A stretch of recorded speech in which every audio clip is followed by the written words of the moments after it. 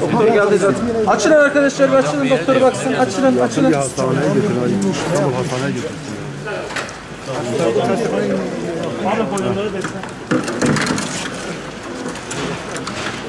Abi bir etrafa açın bu adamla işliyorsun ya. Hayır abi.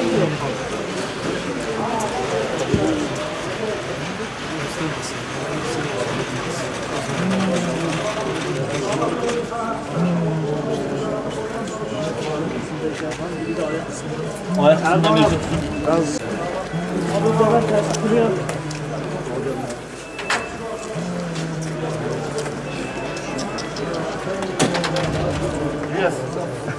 Evet.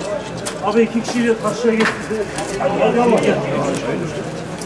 Abi çek. Tanıyor musun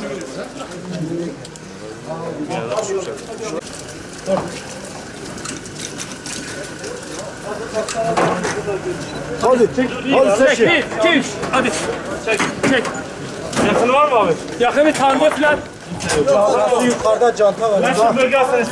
Bölge hastanesi. Tanıyan yok mu bu uşak? Tanıyan yok mu? Ömer Aydemir adında birisidir abi.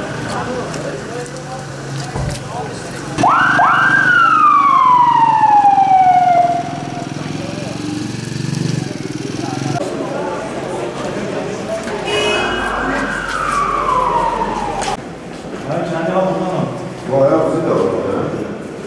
Kendisi yapmış değil mi? Kendisi yapmış.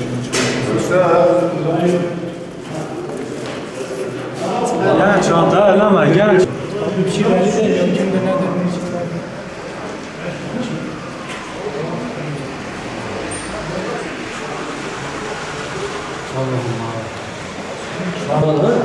Kimin orada oturmuş? Ben burada olduğumu şimdi bak.